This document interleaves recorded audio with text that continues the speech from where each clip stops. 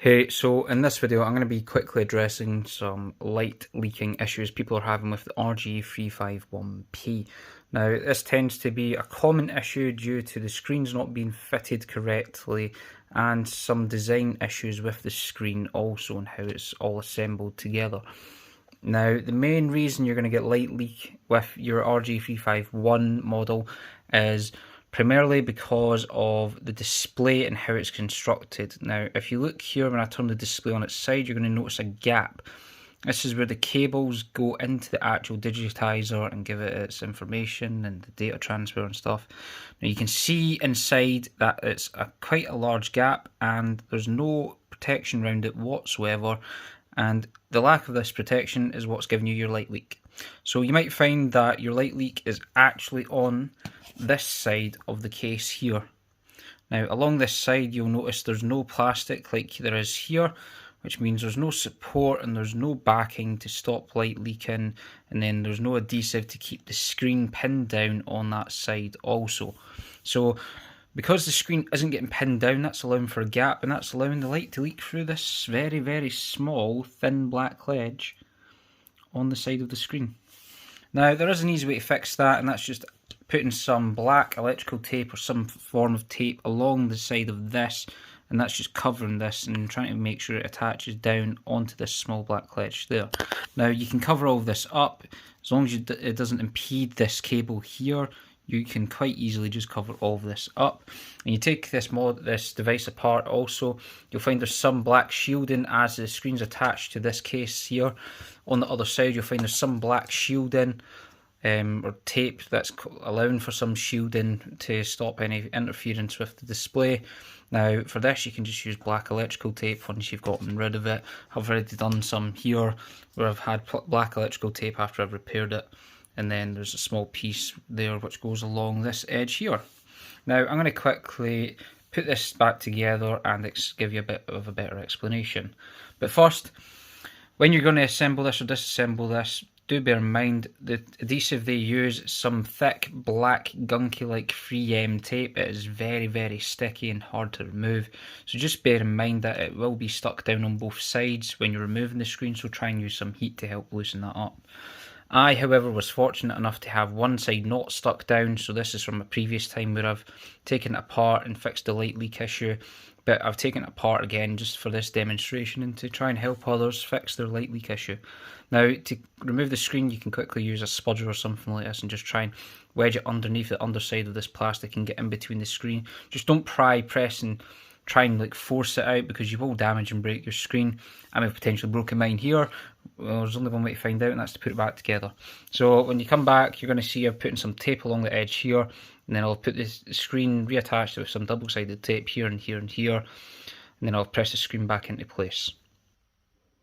So now you can see it's sort of reflective there on the surface. I've cleared off as much gunk as I can, and I'm now going to reattach the display after putting double-sided tape around the edges here, not on the actual bezel sides.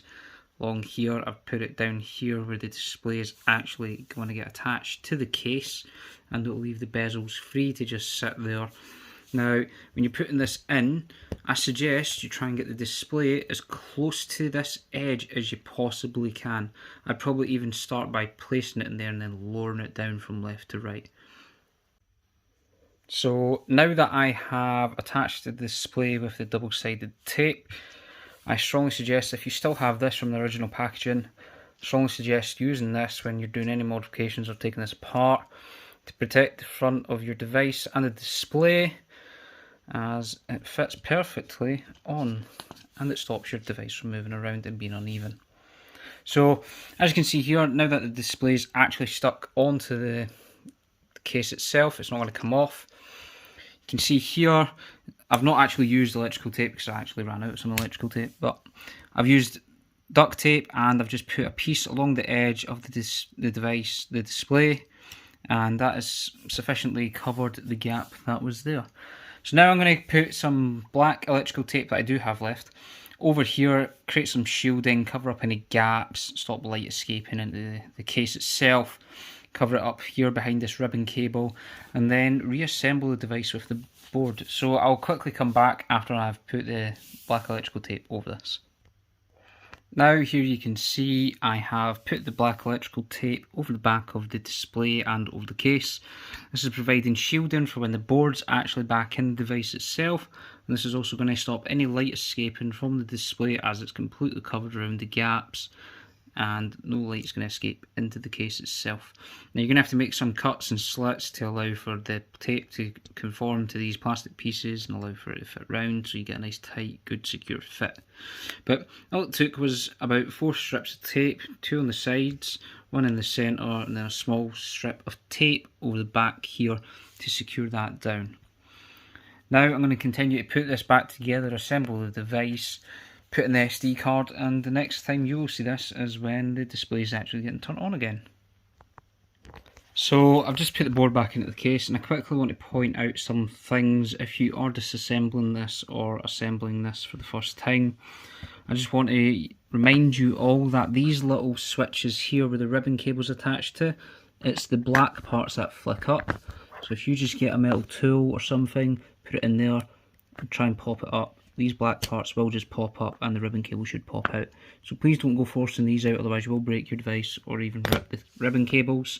Same with the display ribbon cable and also the left analog ribbon cable. Please just remember to pop those black plastic parts off, and also ensure the buttons are in properly once you put it back together, because it's quite frustrating as these will just fall out because there's nothing else holding them in there purely apart from the pressure of the button itself. So these will fall out when you try to put it back into the device. Just try and ensure they are in there. So now I'm going to continue to put the screws back into the device, attach the battery pack, and then test the display to see if it works. Hey there, so here's the device now with the battery connected, the display connected, and the screws put back into the board. I haven't completely finished putting it together as I was finally testing it. But you can see here there's no light bleeding through the edge of the display whatsoever. All the way around the entire edge of the display, it is working just as it was before, no damage at all. And if I turn the light off, you should not see any light leaking. And no, as you can see there, the modification has worked and we no longer have light bleeding through the edge of the display. So normally what you would see is you would see large amounts of light bleeding through the left hand edge of the display, and it's normally because there are large gaps along the side of the display for the light to leak through, but we have mitigated that by securely taping down the display and stopping any gaps from having light leaking through also. So I hope this video has been any help to you whatsoever. I know some people have been asking to see what it's like to fix this and how easy it could be. Hardest parts of this is probably removing the display itself and also trying to keep the buttons in when you're putting the board back in.